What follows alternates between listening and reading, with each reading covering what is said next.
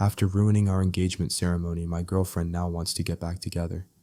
My name is Cole Hartman, and the night my life was supposed to change forever turned into a public disaster I will never forget. Trust me, you'll regret skipping this story. So before you sit back and listen, take a moment to like the video and subscribe to Ethan's Way. Now get in the mood to listen to the story because it might be the ultimate sweet revenge. It started beautifully, too beautifully maybe. The engagement party was held at the Glass House, a downtown venue with floor-to-ceiling windows that caught the city lights like a jewelry display. I had chosen it because Ava, my then girlfriend, no my fiancée, was obsessed with aesthetic backdrops. She had shown me dozens of Pinterest boards filled with ivory linen, string lights, and muted florals.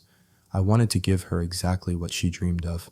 The first hour went exactly as planned. Guests sipped champagne. The jazz trio played soft background music, and people took pictures under the arch of white roses we'd installed in the corner.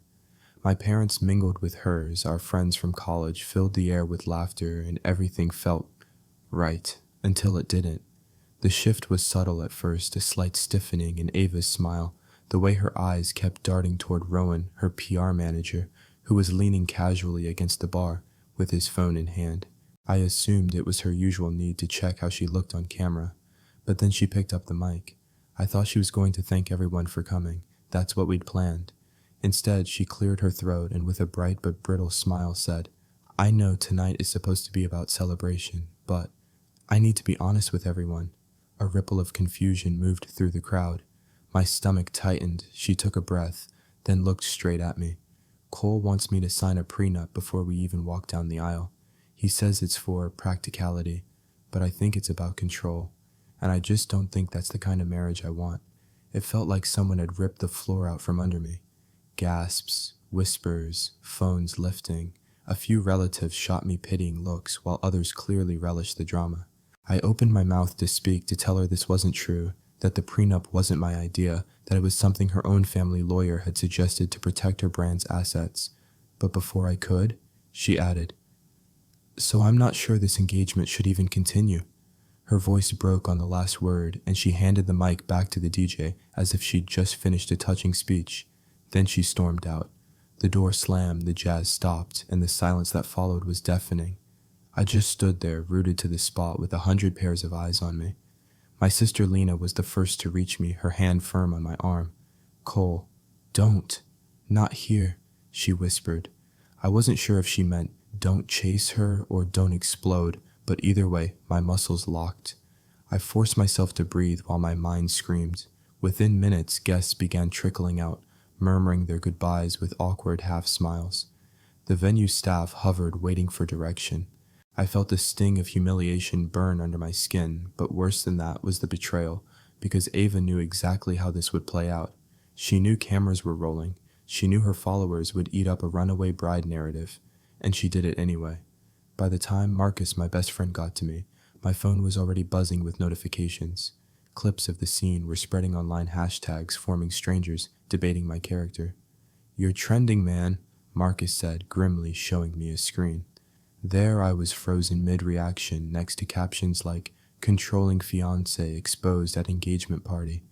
I didn't sleep that night, or the night after. The official line from Ava's side was taking time to think, but she didn't call, didn't text. The only thing I got from her was a tagged post on her Instagram story, a picture of her sitting at a cafe with the caption, "Sometimes you have to choose yourself." If that was choosing herself, I wondered what destroying someone looked like. Still in those first 48 hours, I clung to the hope that this was some kind of misunderstanding, that she'd wake up and realize what she'd done. I even drafted a message to her calm, measured, asking to talk, but I deleted it. If she wanted to talk, she knew where to find me, and she didn't. Instead, the engagement was effectively over without a single direct conversation. My family pulled back to give me space, but I could see the question in their eyes. "How could you not have seen this coming?" That was the part that stung the most. I had seen signs. The way she talked about needing to stay relevant in a crowded influencer space. The way she treated our relationship as part of her brand. I had told myself it was just her hustle, her ambition, but maybe it was also her poison. I thought I knew betrayal. That night taught me I hadn't even scratched the surface, and it was only the beginning. Because weeks later, after all the silence, after all the humiliation, Ava Sinclair would come back into my life this time, with tears in her eyes, asking for another chance. And I would have to decide whether to open the door or slam it forever. The days after the engagement implosion felt like living in an echo chamber, where every sound was the replay of Ava's words. I just don't think this engagement should even continue. The glass house still smelled of champagne and wilting flowers in my mind. I kept picturing the white roses drooping under the weight of their own petals, beautiful one minute, collapsing the next. The silence between Ava and me was deafening. Not a single call, not even a text. The only thing breaking that quiet was the constant ping of my phone with new tags, new mentions, new takes from strangers dissecting my life like it was an episode of a reality show. Marcus came over the next night with takeout and a six-pack. He plopped the bag down on my counter and said, "You're not going to survive on coffee and scrolling, man." "I'm not scrolling." I lied, setting my phone face down. He gave me a look. "You're tracking the fallout like it's your job. Stop feeding the beast." Easy for him to say. He wasn't the one whose name was now shorthand for controlling fiancé in 100 comment threads. I buried myself in work, taking on extra design hours, reworking prototypes for my side business, just so I didn't have to think. But avoidance has a way of failing when your personal life is plastered across the internet. It wasn't just the public humiliation, it was the private aftershocks. My mother's voice on the phone, cautious. "Cole, honey, are you okay? You don't have to talk about it, but we're here." My sister Lena sending me articles about defamation and narrative control. Even Jude, the venue owner, called to discuss the damages to his reputation after the videos went viral. Apparently bookings had dropped because people assumed his venue was chaos-friendly. I offered to cover part of the loss just to keep the man from sending me polite but angry voicemails every other day. Meanwhile, Ava's feed was a strange mix, carefully curated shots of her healing process, a yoga retreat, a moody photo of her walking along the shoreline, a caption about choosing authenticity over comfort. The comments were split, half applauding her bravery, half accusing her of chasing clout. I stayed silent. That was my choice. Then came the whispers from mutual friends, people who'd been at the party, people who'd heard things before the speech. One friend swore she'd overheard Ava and Rowan in the bathroom talking about timing and impact. I tried to shake it off. Rumors were dangerous territory, especially when emotions were raw. But something in me filed that detail away, like a shard of glass in my pocket. By the third week, my apartment looked like the inside of my brain, half-finished sketches on the table, unopened mail, and a stack dishes that I swore I'd wash tomorrow. I thought maybe Ava had truly disappeared from my orbit for good, until the knock came. It was a Tuesday evening. I'd just pulled a tray of roasted vegetables from the oven, the smell of rosemary filling the air, when 3 sharp raps hit my door. I wasn't expecting anyone. When I opened it, there she was, Ava Sinclair. No perfect makeup, no ring-light glow. Her hair was pulled back messily, her eyes swollen in a way that no filter could hide. She was holding her phone in one hand, but for once it wasn't recording. "Can we talk?" she asked. For a second, I just stared at her. Every muscle in my body wanted to say no, but my voice came out flat, about what her lips trembled, and she let out a shaky breath. About that night, about everything. She glanced down at her phone like it was a lifeline, then stuffed it into her pocket. "I made a mistake, Cole. A huge one." The words hung there so heavy I could almost hear them thud to the floor. "Why now?" I asked. 3 weeks of silence, Ava. Not a single word, and now you're at my door. She flinched. "Because everything's falling apart. I lost my sponsorship with Onyx Skincare. They said they can't be associated with public relationship instability. My follower count is dropping." And she swallowed. "I miss you." There it was, the line I didn't know whether to laugh at or break apart over. I stepped aside and let her in, not because I was ready to forgive, but because I needed to hear the whole story from her lips. Inside, she perched on the edge of my couch like a guest in a stranger's house. She told me about pressure, about feeling trapped in an image she'd built. She admitted Rowan had encouraged her to make a statement at the party, but insisted she didn't realize it would cause this much damage. Her voice cracked when she said, "I thought maybe it would start a conversation." I didn't think it would end us. I stared at her for a long time. She looked small, folded in on herself in a way I'd never seen before, but there was still something guarded in her eyes, like a person telling a half-truth. and as much as my heart still had its old reflexes, my mind was sharper now. If Ava wanted a conversation, she was going to get one, but it wouldn't be on her terms. I leaned back, arms crossed, and said, "All right, let's talk. But this time, there are going to be some rules." And that was the moment I decided the next move would be mine, not hers. We sat there in the quiet, the hum of my fridge filling the gaps between us. Ava's fingers twisted together in her lap, knuckles pale. I had seen her nervous before when she was pitching a brand deal or waiting on a product launch, but this was different. This was personal. "Rules?" she asked, forcing a small, brittle laugh. "You make it sound like a hostage negotiation." "Maybe it is," I said evenly, "because my trust is being held hostage and I'm not paying the ransom unless I know I'm getting it back." Her smile faltered. "Cole, I'm trying to be honest now. Then start by telling me the truth." I leaned forward, elbows on my knees. "That night, was it planned?" Her eyes darted away. "I don't know what you mean." "Yes, you do." My voice didn't rise, but it sharpened. "Rowan, the timing, the way you had your phone angled toward the crowd before you even spoke. The hashtag that appeared less than an hour after you walked out. Runaway bride truth." Her mouth opened, then closed. Finally, she said, "It wasn't planned. I laughed once without humor. "That's not an answer." She rubbed her temples. "Rowan thought it would make good content if I addressed the prenup thing in the moment. He said it would feel authentic. I didn't mean for it to blow up like that. I didn't mean to humiliate you." "But you didn't stop yourself," I said. Her shoulders slumped. "No, I didn't. That was the thing about Ava. She could always admit to part of the truth, the part that painted her in a flawed but human light, while leaving the ugliest edges out of frame. I didn't tell her then, but Marcus had already sent me screenshots from a mutual friend, messages between Rowan and Ava about impact metrics and relevancy spikes. Whether she wanted to call it planned or not, it was calculated. "So what now?" I asked. "You want me to just—" "What?" "Pretend it didn't happen." "Pick up where we left off." She shook her head quickly. "No, I don't expect that. I don't want it to be over. I was stupid, I was selfish, and I let other people influence me. But I want to fix it. Fix it." The words sat between us like an unclaimed suitcase. I didn't know what was inside genuine remorse or just desperations because her sponsorships were collapsing. "What about your followers?" I asked. "What about your brand? Isn't that what this was all for?" She looked at me then, and for a brief moment I thought I saw something unfiltered fear. "My brand is dying without you, Cole. But more than that, I feel like I'm dying without you." It was a perfect line. Too perfect. The kind of thing she could put in an Instagram caption. And yet, a small part of me wanted to believe it was real.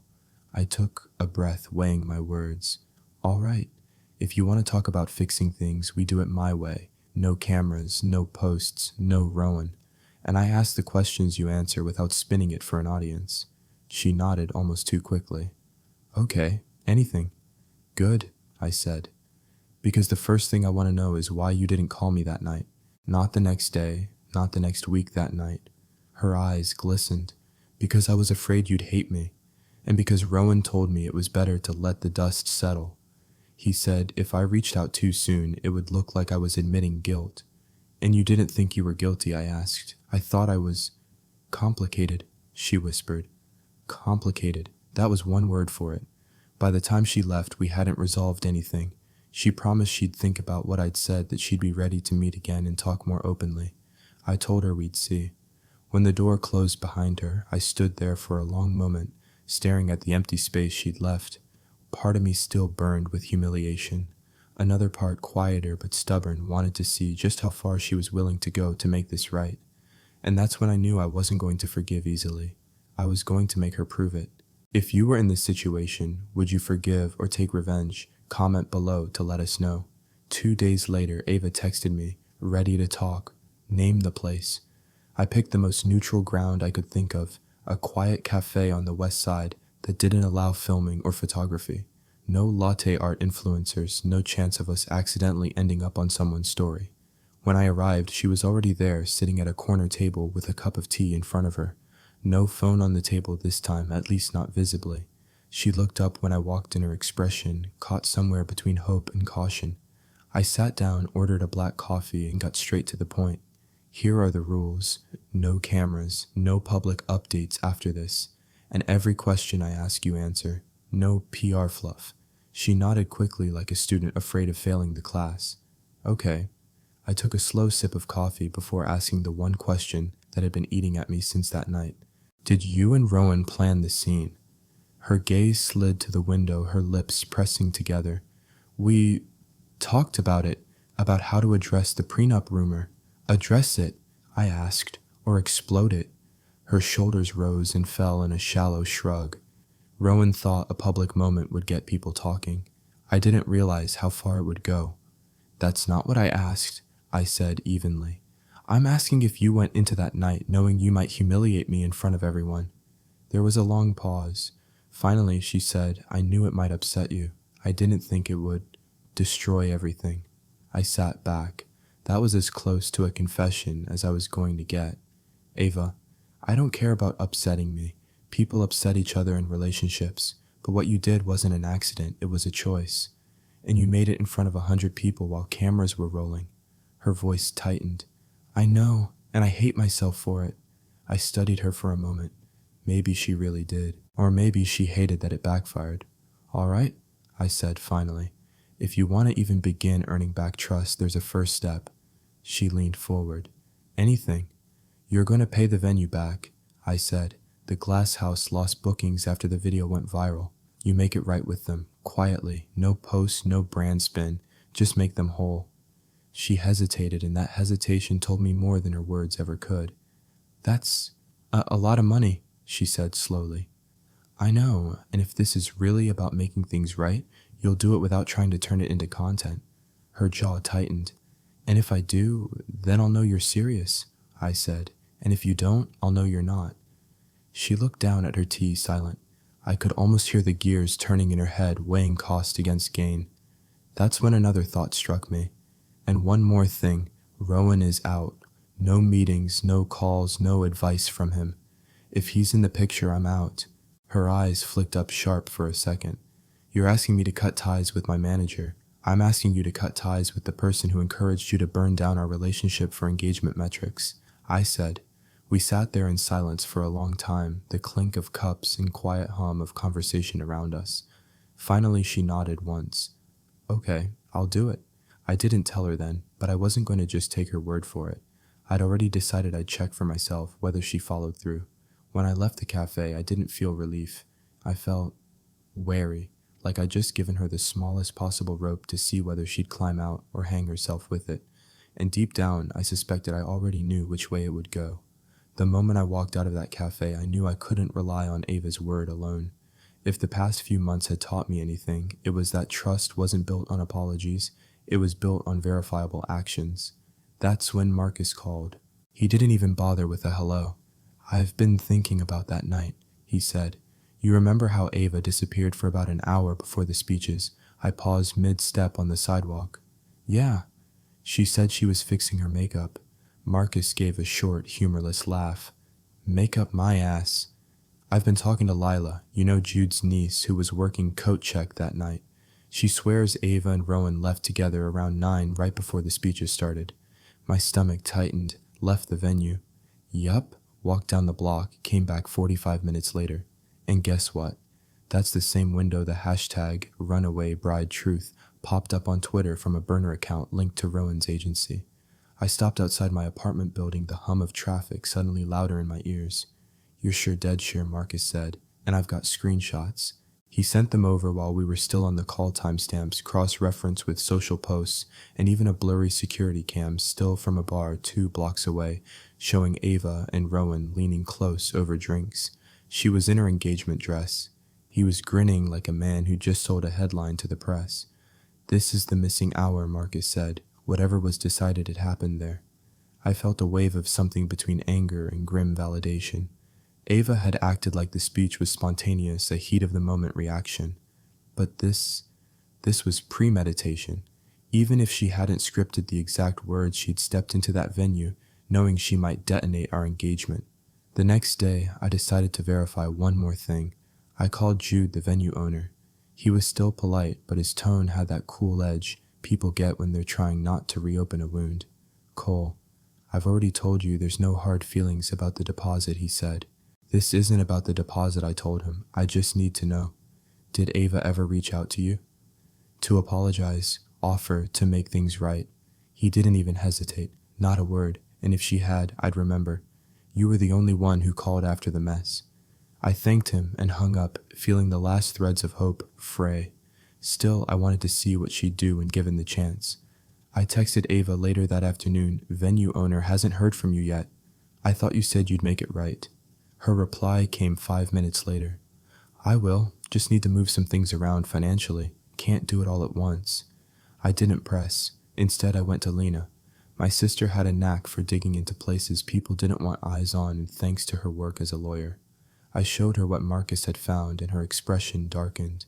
Cole, you realize what this is, she said. It's reputational sabotage. If this had been in a corporate setting, you could sue for damages. I'm not looking to drag her through court, I said. I just need to know how far this goes. Lena gave a tight nod. Then let me pull some strings. Rowan's agency isn't careful about its paper trail. 2 days later, she was back with a folder. Inside were emails, real ones, not screenshots, between Rowan and a mid-tier entertainment blog. The subject line made my jaw clench. Exclusive influencer Ava Sinclair's shocking engagement bombshell, negotiable terms. The emails were dated the morning of our party. Rowan pitched the story as if it were guaranteed to happen, offering behind-the-scenes photos for an engagement fee. But the worst part, Ava was CC'd on every single message. The blog had declined the offer, probably thinking it sounded too manufactured. But it was all there in black and white. She'd known she'd been looped in, and she hadn't stopped it. I sat there staring at the page for a long time. There's something final about seeing betrayal in writing, no room for interpretation. No chance, it was just a misunderstanding. When I met Ava next, I didn't bring up the emails right away. We met at a park this time, the early evening sun casting long shadows over the grass. She dressed down jeans, sneakers, a hoodie. The casual look might have been meant to soften me, but I was beyond being swayed by appearances. How's it going with the venue, I asked, keeping my tone neutral. She looked away. I'm working on it. These things take time. Interesting, I said. Because I spoke to Jude. He hasn't heard from you. Her eyes flicked back to mine, a hint of irritation breaking through.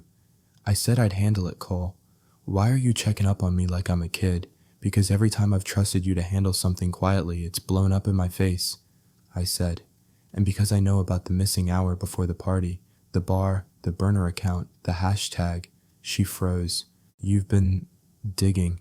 I've been protecting myself, I said. And I've got one more thing. Emails between you, Rowan, and a gossip site sent the morning of the party. You were CC'd. Don't bother denying it. Her face drained of color. That's not Cole, I didn't. Rowan handled all of that. You saw them, I said quietly. You knew and you didn't stop it. For a long moment we just stared at each other, the air between us sharp enough to cut skin. Finally she exhaled a sound somewhere between a laugh and a sob.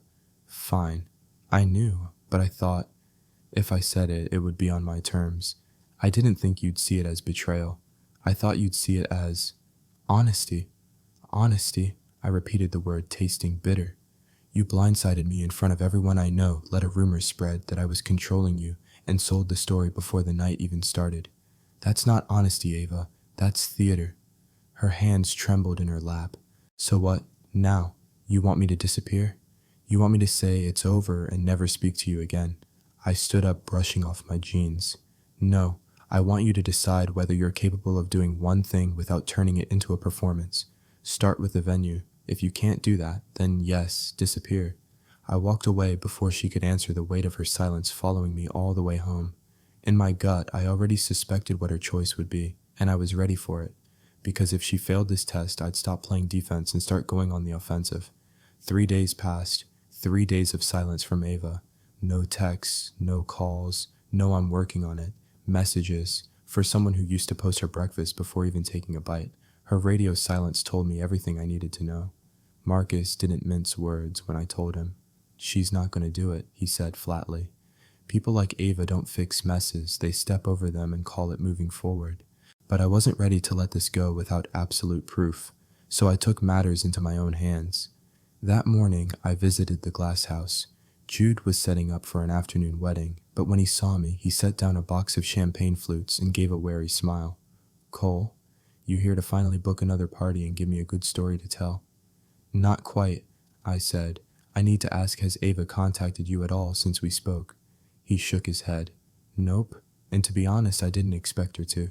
People like that, no offense, aren't in the business of cleaning up their own messes."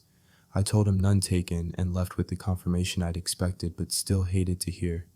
That night I sat at my desk with my laptop staring at a blank document. I wasn't sure if I was writing for me or for Ava, but I started outlining everything: dates, times, screenshots, emails, and the missing hour timeline Marcus had pieced together. By the time I was done, I had a 6-page record of the entire betrayal, down to the last hashtag. I didn't send it to anyone, not yet, but I saved it in 3 different places. The next morning, Ava finally called. Her voice was soft, cautious. "Hey, can we meet? I've been thinking." Part of me wanted to hang up, but another part, the part that wanted to see just how she'd spin this, said yes. We met at a little Italian place I liked. She arrived late, which already told me her priorities hadn't changed. She slid into the booth across from me, eyes searching mine. "I owe you an apology," she began. "Not just for the party, but for not doing what I said I'd do. I didn't call the venue because I didn't want to hear what they'd say about me. I was ashamed enough to hide," I said. Her eyes glistened. "Cole, I don't know how to fix this. I've ruined everything. My brand is tanking, my followers are leaving, and the only person who ever really believed in me is looking at me like I'm a stranger." "You are a stranger," I said, "or maybe I'm just seeing you clearly now." She reached across the table, fingers curling toward mine. "I miss you. I miss us. Can't we just try again?" "Start over?" "Start over." I leaned back. "Ava, you burned the foundation to the ground. Starting over isn't possible unless you rebuild it brick by brick, and so far all you've done is stand there with the matches." Her hand fell back to her lap. She tried another tactic. "What if I make a public statement? Tell everyone I exaggerated, that I was wrong. It would help clear your name." I shook my head. "No, this isn't about saving face for me. It's about whether you can do the right thing when no one's watching." She bit her lip. "You want me to pay the venue. I get it. I'll do it." "You're too late," I said quietly. "You've had days. Days where you could have shown me you meant what you said. You didn't." Her eyes hardened just slightly, a flicker most people might have missed. "So that's it. You're just gonna throw us away." I stared at her for a long moment. "No, Ava. You threw us away the second you turned our engagement into a prop." She flinched, but I didn't stop. "You've been given 2 chances to make things right. This was the test and you failed.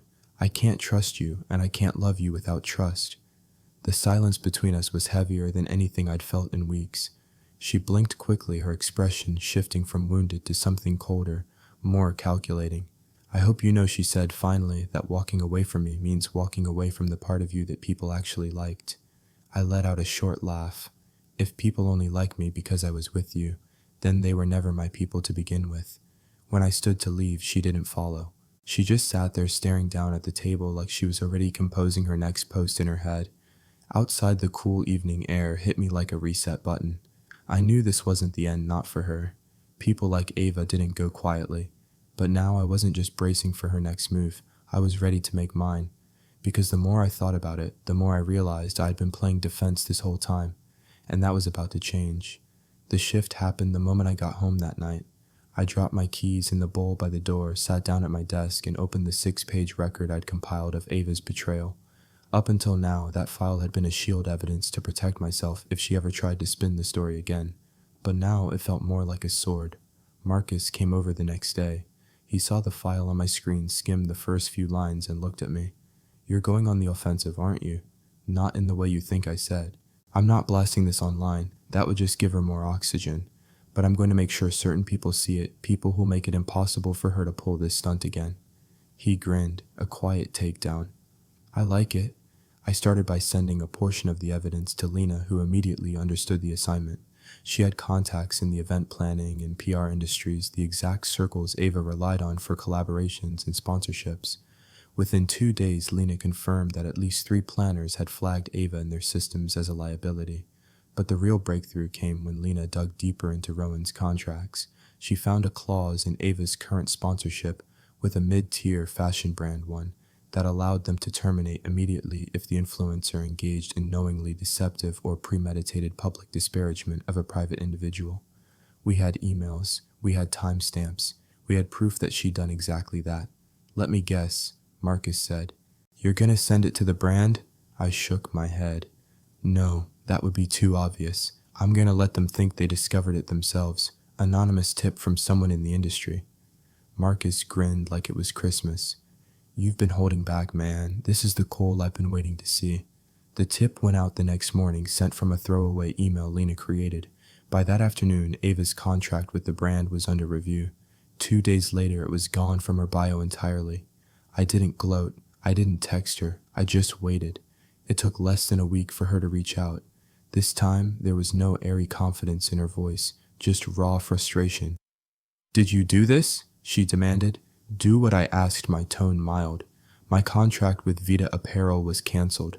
They said they had concerns about my conduct. That's your doing, isn't it?" "Sounds like they had their own reasons," I said. "Maybe they didn't like the way you treat people off camera." "You're punishing me," she snapped. "I came to you to make amends, and you've been plotting against me instead." "You came to me because your career was slipping," Ava, I said flatly. "Not because you cared about what you did to me. And now you're learning that actions have consequences even when the cameras are off." There was a long pause, and then she said something that almost made me laugh. "You know, if you'd just forgiven me, we could have been the power couple everyone talked about." I smiled to myself. "You're right, people would have talked, but not for the reasons you think." I hung up before she could reply. Marcus called that night, his voice bubbling with amusement. "So, you gonna tell me how far you're taking this far enough to make sure she never tries it again?" I said. And that's when Lena sent me something that made everything click into place. She'd uncovered an email from Rowan to another influencer, essentially recycling the same public confrontation strategy they'd used on me, only this time pitching it as a breakup at a brand launch party. It wasn't just me. This was their business model. That night, I didn't sleep much. I kept thinking about how many people had probably been blindsided, like I was turned into props for someone else's content. And for the first time, I wasn't just angry for myself. I was angry for them. So I made a decision. If Ava thought our story was just going to fade into the background, she was wrong. I was going to drag it into the light, but not in a messy social media rant. This was going to be clean, precise, and undeniable. And when it was over, she wouldn't just have lost me. She'd lose the one thing she valued more than anything else, her audience's belief that she was the hero of her own story. For weeks, I'd been reacting to Ava's moves, parrying, blocking, sidestepping every attempt she made to twist the story or pull me back into her orbit. But after our last meeting in the park, when she sat there with that thin veil of remorse hiding something sharper underneath, I knew I had to change the game. Defense was exhausting. It kept me in her world, constantly bracing for the next blow. And if there was one thing I'd learned about Ava Sinclair, it was that she would never stop performing as long as she had an audience. So I decided to make the audience see what was really happening. The problem was I couldn't do it through some messy public rant or vague truth-telling Instagram post. That was her arena, her language. The moment I went public in the same way she did, she'd twist it, spin it, and frame herself as the victim again. No, I needed precision. A clean, quiet strike that would leave no room for interpretation. That's when I thought of The Social Shift. It's an investigative podcast that digs into the influencer industry. Real journalism, not gossip blogs. Hosted by Aaron McCabe, a former marketing executive who got sick of watching online personalities burn people for clicks. The show had a reputation for two things: airtight evidence and zero tolerance for performative apologies. Aaron had taken down entire influencer empires with a single well-documented episode. If Ava was the queen of spin, Aaron was the queen of dismantling it. I spent 3 nights assembling everything into a single coherent package, my own private war file. It wasn't just the big evidence like the emails and screenshots. I included the small details too. The timestamp of the first "No Longer Runaway Bride Truth" post, the blurry security camera still from the bar 2 blocks away, witness statements from people like Jude, the venue owner, and Lila at Coat Check, even Marcus's notes from the missing hour before the party.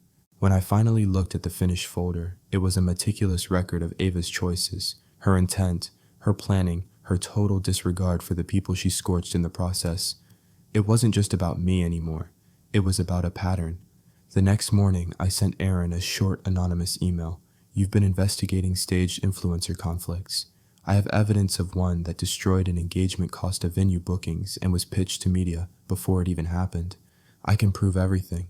If you're interested, reply. We'll talk terms.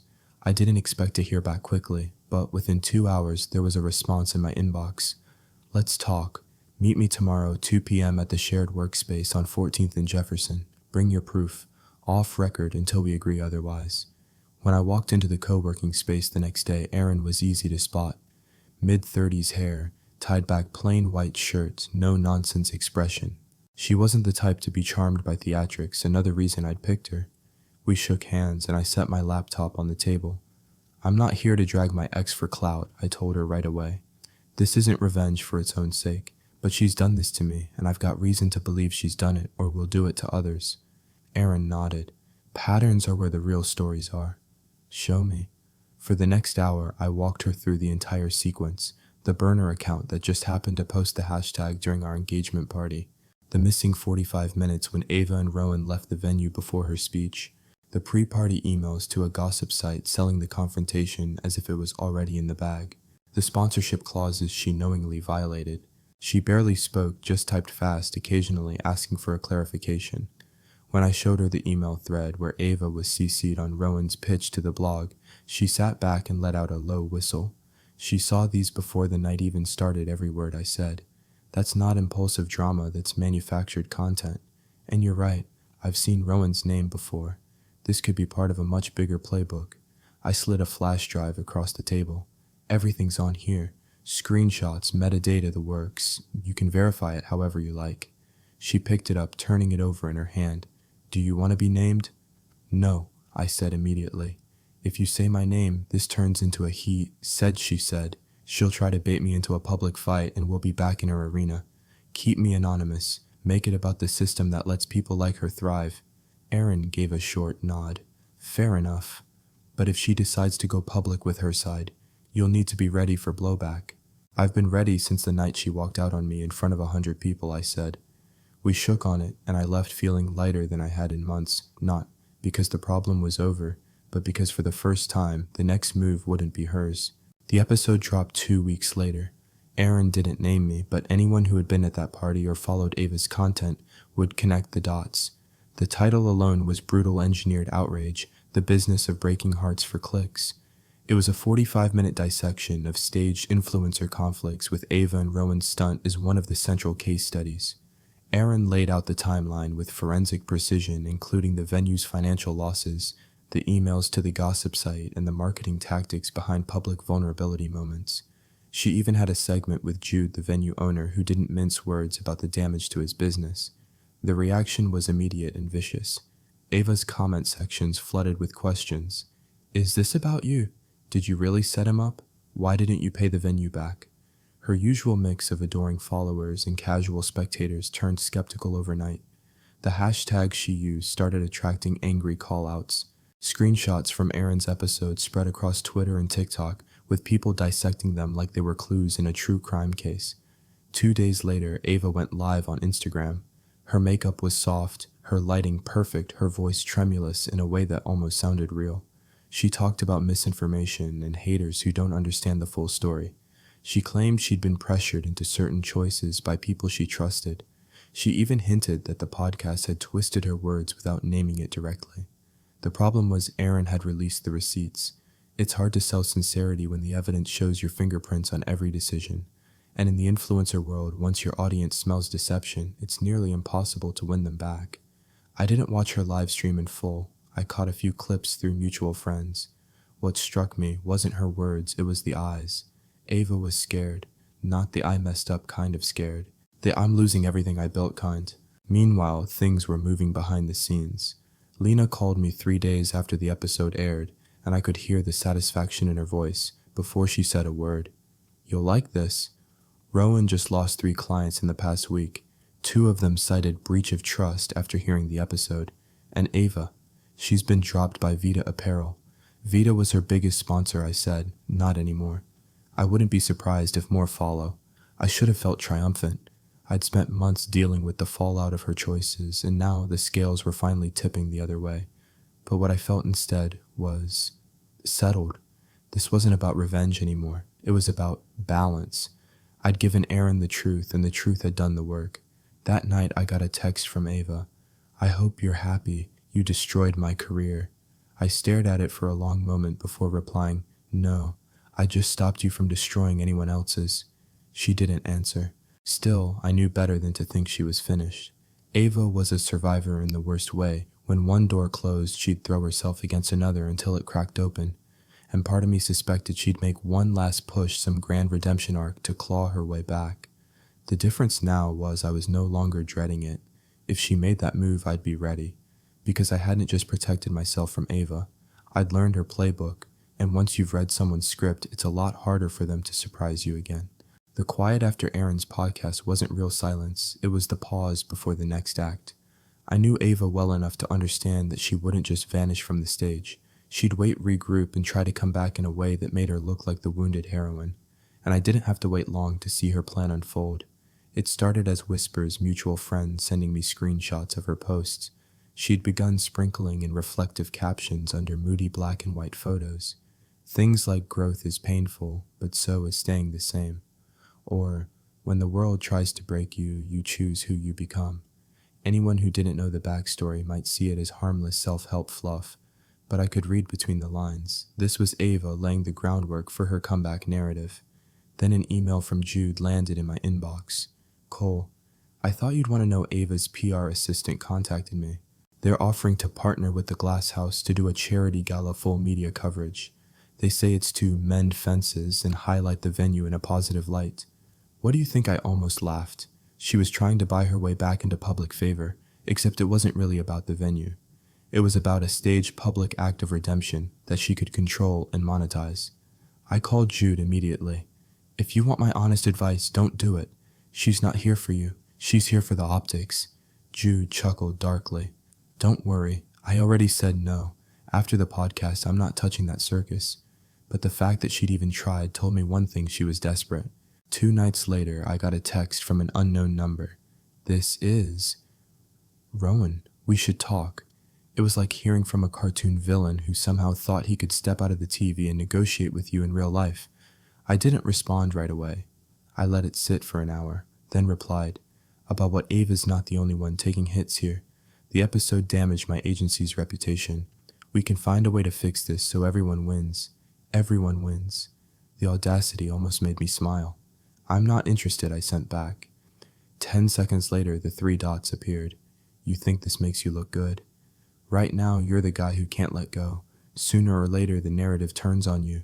Let us reframe it before it does." I didn't bother answering. People like Rowan only understand when you remove their ability to speak into your life at all. I blocked the number. A week later, Ava reached out again. This time, it wasn't anger, it was pleading. She showed up at the workshop where Marcus and I were finishing a custom desk for a client. No warning, no call, just her walking in hair, perfectly styled makeup, soft enough to scream. "I'm not here for drama." "Cole?" she said, voice cracking like she'd practiced it in the mirror. "Please, can we talk?" Marcus gave me a look that said "your call," then disappeared into the back room. I set down my tools. "Make it quick." She took a step closer, hands clasped like she was praying. "I've lost almost everything. Sponsors, partnerships, friends. I know I made mistakes, big ones, but the world's painting me as some kind of monster. I need you to tell them it's not that simple." I raised an eyebrow. "You want me to publicly defend you?" "Not defend," she said quickly. "Just humanize. Remind people I'm more than my worst moment." I studied her face. For a second, I almost saw the woman I'd once thought I'd marry, the charm, the vulnerability. But now I knew better. Those were tools just like her, lighting her captions, her angles. "You had a chance to humanize yourself when no one was watching," I said, paying the venue, owning what you did, cutting ties with Rowan. "You didn't do any of it." She flinched. "I was scared." "You were calculating," I corrected. "And now that your calculations failed, you want me to fix the math for you." Her expression hardened, the performance slipping. "So you're just gonna let me drown?" I thought about it for a moment.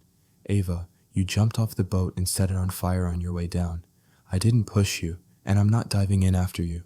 She stared at me for a long beat, then turned on her heel and left without another word. 2 days later, Erin called. "You might want to sit down," she said. "Ava's doing an invite-only live stream tonight. My source says it's a tell-all about the engagement party. Let her talk," I said. "She's going to paint you as controlling again. Even without your name, people will know it's you." "I know," I said, "but this time I'm ready." And I was, because while Ava had been planning her live stream, I'd been quietly passing Erin a second batch of evidence. This one included things I'd held back before: full transcripts of the emails between her and Rowan, and a screen recording of her Instagram drafts folder that a former assistant had leaked to Marcus. In it were caption drafts for the night of the party, each more sensational than the last. One of them was word for word what she actually said into the mic. Erin had promised she'd only use them if Ava tried to spin the story again. That night, I didn't watch the live stream. I didn't need to. By the next morning, the internet was already on fire, just not in the way Ava hoped. Erin had dropped a Part 2 episode overnight, splicing Ava's new claims side by side with the leaked drafts and emails. The contrast was devastating. It didn't just prove Ava was lying now, it showed she'd been lying from the start. The comments on Ava's latest post weren't questions anymore. They were verdicts. "This is worse than I thought. You literally scripted the whole thing. I defended you, and now I feel stupid." Marcus showed me the threads with a satisfied grin. "You didn't even have to swing, man." She punched herself in the face. He wasn't wrong. By the end of the week, Ava had locked down her account, set all posts to private, and vanished from public view. Rowan went silent too. For the first time in months, I felt like I could breathe without checking over my shoulder. It wasn't about winning anymore. It wasn't even about justice. It was about closure, the kind that comes when you've seen every card in someone's deck and you know they've got nothing left to play. I didn't message her. I didn't celebrate online. I just went back to work, focusing on the life I'd been building before she turned it into a stage prop. But in the quiet, I thought about something Erin had said after her second episode dropped. Sometimes she told me the most powerful revenge is to let the truth speak louder than you ever could. She was right. Ava's story was over, and mine didn't need her in it anymore. I thought Ava was gone for good. After Erin's second podcast dropped, her accounts went private, sponsors cut ties, and Rowan's name became poison in the PR world. For the first time in months, my phone wasn't lighting up with drama, and I let myself believe maybe this was the end. But people like Ava don't disappear. They hibernate. And when they crawl back into the light, it's never to apologize. It's to rewrite the ending. Her return came 6 weeks later. Marcus sent me the link with no context, just a text that read, "You need to see this circus." It was a slickly edited YouTube trailer framed as the announcement of a documentary. The title, "Unscripted My Truth." The video was classic Ava slow motion shots of her staring out of windows, walking on beaches, flipping through photo albums. Her voiceover was soft, but heavy with implication. "They told me to stay silent. They told me my side didn't matter, but I'm done letting others control my story. It's time to speak my truth." Every shot, every word was designed to plant seeds. She never said my name, but she didn't have to. Anyone who'd been following the fallout would know exactly who she was talking about. I sat there watching it, my coffee cooling in my hands, feeling the old familiar knot of anger form in my stomach. She wasn't coming back to clear her name. She was coming back to burn mine again, this time with the polish of a high-production redemption arc. Marcus called before I could even process it. "You're not going to let her pull this off, right?" "Not a chance," I said, "but I'm not going to play her game. Not this time." The first thing I did was call Lena. I told her about the trailer, and she just sighed. "I've seen this before," she said. "It's the PR equivalent of a Hail Mary. She's hoping the audience that abandoned her will come back if she dangles a confession, but not really confession, in front of them." "I'm assuming you have a counter," I asked. "Of course I do. But you have to decide if you want to kill this before it airs, or let her hang herself with it." I thought about that for a moment. As much as I wanted to shut it down, I knew Ava, if the project got canceled before release, she'd just spin it into another victim narrative. They silenced me again. No, this needed to play out. But when it did, I wanted the truth ready to drop like a hammer. I reached out to Erin again. She didn't hesitate. "I figured she'd try something like this," Erin said. "We've actually been keeping an eye on her. Funny thing, we already have a few people from her so-called documentary crew talking to us." "Crew?" I asked. "Freelance camera ops, editors, assistants. Apparently she's been directing the whole thing herself, and let's just say her definition of truth is flexible. We've got recordings, off-the-cuff comments that contradict what she's saying on camera. I could almost feel the pieces sliding into place. What if I said slowly we let her drop the whole documentary, and then release a breakdown showing the real behind-the-scenes? Erin grinned. I could hear it in her voice. That Cole would be beautiful. For the next month, I stayed quiet. I didn't post, didn't respond to the occasional bait Ava dropped online, didn't even talk about her with friends unless it was necessary. All the while, Erin and her team collected footage, emails, and testimony from people who had been involved in the making of Unscripted My Truth. And what they found was exactly what I expected: multiple takes of emotional moments where Ava wiped away non-existent tears before the camera rolled. Scripted questions for friends that made them sound like they were speaking candidly when they were reading her words. Retakes of lines where she blamed me more directly, even though she'd just said off camera she wasn't sure about certain details. An internal email where she admitted, if I cry enough, they'll forget the emails from the party night. Every bit of it confirmed what I'd known for months: her version of the truth wasn't truth at all. It was a production. The release day came in early spring. She premiered the documentary on her YouTube channel, complete with a live chat filled with sympathetic messages from the last scraps of her fan base. I watched it, every manipulative frame, every pause for effect, every carefully framed shot of her sitting alone, gazing into the middle distance like she was bearing the weight of the world. And as expected, it ended with a vague, unprovable accusation that I'd controlled her through subtle pressure and made her feel unsafe to be herself. It was slick, it was calculated, and it was utterly hollow. Because less than 24 hours later, Erin released her own video, Unscripted: The Real Truth Behind the Documentary. The thumbnail was brutal: 2 side-by-side shots of Ava, one from the documentary teary-eyed and vulnerable, the other from behind-the-scenes footage grinning between takes. Erin's breakdown was merciless. She played Ava's claims in full, then cut to the contradictory off-camera remarks, time-stamped and sourced from her own crew. She showed the staged retakes, the scripted candid lines, the emails planning the emotional beats before the cameras even rolled. The final blow, that internal email about crying enough to make them forget. Erin didn't just show it, she verified it through Ava's own former assistant, who went on record. The internet turned on her instantly. Whatever sympathy she'd clawed back evaporated overnight. Comment sections filled with words like fraud, manipulator, narcissist. Sponsors that had tentatively begun to work with her again ghosted her completely. And just like that, Ava's last performance collapsed under the weight of its own lies. Marcus came over the next night with a 6-pack and a grin. You know what I love about this? You didn't even have to speak. You let the truth do all the work. He was right. I hadn't made a single public statement. I didn't need to. Ava had told the world who she was, and this time they'd actually listened. As we sat in my workshop, the smell of sawdust in the air, I realized something important. This whole time I'd been thinking about how to win, how to get even, how to make her feel what I felt. But in the end, the real victory wasn't in crushing her. It was in building something she couldn't touch. I wasn't just free of Ava. I was free of the need for her downfall to define my closure. A week later, I got one last text from her. No hello, no preamble, just 2 words: you won. I didn't reply, because this was never a game, and she was never the prize.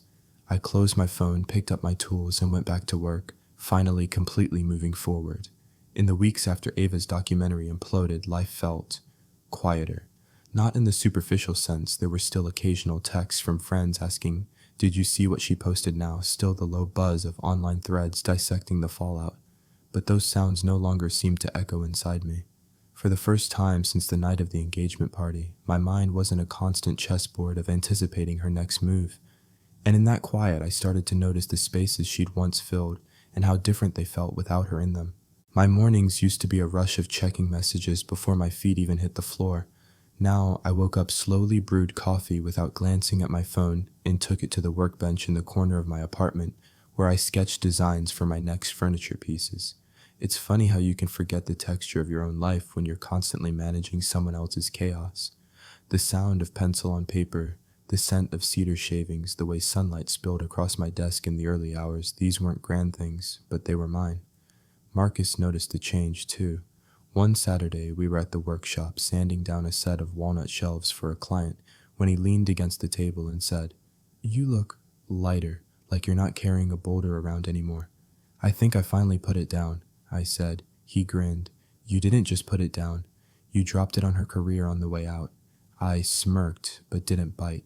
The truth was, the satisfaction I'd felt when Aaron's second expose went live had faded into something else, something calmer. Ava had been exposed, yes, but I no longer needed her collapse to feel like I'd won, because somewhere along the way I'd realized that winning wasn't about payback. It was about reclaiming the parts of myself I'd set aside for her, my focus, my self-respect, my work. Still, there were moments when the ghost of her voice drifted through. Once, while walking home from the grocery store, I passed a cafe we used to go to. Through the window, I saw a couple sitting in our old corner booth, her laughing, him leaning forwards in that way that says you're the only person in the world right now. For half a second, I remembered what it felt like to believe Ava saw me that way. And then just as quickly, I remembered how fast she'd traded that in for a camera and a hashtag. The pang was real, but it didn't linger. It was like seeing an old injury still faintly tender but no longer capable of breaking you open. Then came the call from Lena. I thought you should know, she said. Rowan shut down his agency, officially. Claims he's moving into private consulting, but that's code for too toxic to get clients. I leaned back in my chair, letting that sink in. Rowan had been the architect behind so much of Ava's calculated chaos, not just with me, but with others. Knowing he couldn't run that playbook anymore, that mattered. And Ava, I asked. Last I heard, she's back living with her parents, Lena said, trying to rebrand as a life after fame coach. The irony nearly made me laugh. Ava, who had built a career on curated illusions, now selling herself as the guide for people who wanted to rebuild their lives. I wondered if she believed it, or if this was just another costume. Let her, I said, finally. She's not my problem anymore. A few days later, I proved to myself just how much I meant that. I was in line at the hardware store when my phone buzzed with a DM request. It was from someone I didn't know, a small fashion influencer, asking if I could confirm whether Ava had lied about certain brand collaborations. 6 months ago, I would have sent screenshots, receipts, every scrap of proof I had. Now I just typed back, I'm not involved with her anymore. I hope you get the answers you need. And that was it. No explanations, no rehashing, just closing the door. Because here's the truth, when you're finally free of someone, you don't need to explain why to every person who knocks. The final piece of closure came unexpectedly. It was a rainy Thursday night, and I'd just finished setting up a new dining table I'd built for a client. My phone buzzed with a notification, an email from an address I didn't recognize. The subject line read, "No cameras, no spin." Inside, there was no greeting, just a few sentences. I have been thinking a lot about what you said, that I could have fixed things when no one was watching. I didn't then, but I'm trying now. I paid the glass house. You don't have to believe me, but Jude will confirm it. I'm not asking for anything. I just wanted you to know. I read it twice, then a third time. The younger version of me, the one still raw from that night, would have wanted to dissect her motives, question the timing, search for the angle. But the man sitting in his quiet apartment with sawdust still clinging to his shirt didn't feel the need. I forwarded the email to Jude with a simple question. True. He replied 5 minutes later. Yeah. Wire transfer came through this afternoon. Guess miracles happen. I stared at the screen for a long moment. I didn't feel vindicated. I didn't even feel relief. Just done. Ava had finally done the thing I'd asked for from the start. It didn't erase everything else, but it closed the last open loop. That night, I walked out onto my balcony, the rain just light enough to feel cool on my skin. I thought about all the months I'd spent tangled in Ava's narrative, trying to wrestle control of the story back from her hands. And now the story wasn't hers anymore. It wasn't even mine in the way it had been. It was just a thing that had happened. A chapter closed, filed away. In its place was something better: space. Space to build without looking over my shoulder. Space to trust without flinching. Space to sit with my own thoughts without hearing her voice in them. For the first time in a long time, I didn't feel like I was reacting to anything. I was just living. And maybe that was the real victory. The thing about closure is you don't wake up one morning and suddenly feel it all at once. It's quieter than that. It seeps in slowly, an unremarkable Tuesday morning when you make coffee and realize you haven't thought about them in days. A conversation with a friend where their name doesn't cross your mind. A decision made without wondering how it would play in their narrative. By the time I recognized that I'd reached it, it had already been there for a while. It was a Sunday afternoon in early summer, and I was at the workshop with Marcus putting the finishing touches on a commission, a dining table made from reclaimed oak. The air smelled of sawdust and varnish, and sunlight streamed in through the high windows, turning dust motes into gold. "This one's a beauty," Marcus said, running his hand along the smooth edge. "It's solid," I agreed, "built to last." We stood there for a minute, admiring the work, and it hit me that this feeling of having built something with my own two hands, something real, was the exact opposite of what my life with Ava had been. That world had been all surface, all angles and light, carefully staged to look like substance. This was the life I'd been too distracted to fully inhabit before, and now I was in it. I still heard about her sometimes, of course. In the digital age, people don't vanish completely. They just fade into different corners of the internet. A friend mentioned she'd started some kind of personal transformation coaching service. Another said she'd been seen at small networking events looking less polished, more muted. Once, purely out of curiosity, I clicked on her new Instagram profile. It was private, but the bio read, "Helping others rebuild after public storms." I closed the tab without following. Not out of bitterness, but because whatever story she was telling now wasn't mine to care about anymore. Lena called one night, her voice unusually warm. "I've been thinking about everything you went through," she said, "and I'm proud of you, not just for standing up for yourself, but for knowing when to stop swinging." "That's a nice way of saying I didn't torch the earth," I said with a small laugh. "I'm saying you built something better in its place," she replied, and I knew she was right. The months after Ava had been full of small, deliberate choices that slowly rebuilt the parts of me I'd let erode, picking up the furniture business seriously, saying yes to new clients instead of hiding from people, repairing friendships I'd neglected while I was wrapped up in her orbit. Little by little, I'd reclaimed the narrative not online, but in my own life. One evening, I found myself walking past the glass house. It was lit up for a wedding music and laughter spilling out into the street. Through the window, I saw the arch where Ava and I had stood that night, the white roses replaced by bright summer blooms. The people inside looked blissfully unaware of the history in that space, and I realized I liked it that way. I wasn't the ghost haunting that place anymore. The last direct thread between us was the email she'd sent weeks before, the one where she said she'd finally paid the glass house. I'd kept it in a folder almost without realizing why. That night I opened it again. I read it slowly, not looking for an angle, not questioning her sincerity, just reading it for what it was, an action, however delayed, that closed the loop. And then I deleted it, not because I needed to erase her from my history, but because I no longer needed the record to prove anything to myself or anyone else. A few days later, Erin called. "I'm wrapping up a follow-up episode on influencer accountability," she said. "Do you want to be part of it this time?" On the record, for a long moment I considered it. I could finally tell my side openly with my name attached. But then I thought about the life I had now, the clients waiting on new pieces, the steady rhythm of work, the peace I'd built brick by brick. I thought about how easy it would be to step back into that old story even for something as seemingly harmless as setting the record straight, and I realized I didn't need it. "Thanks, Erin," I said, "but the story's over for me." The next weekend, Marcus and I delivered the oak dining table to the client.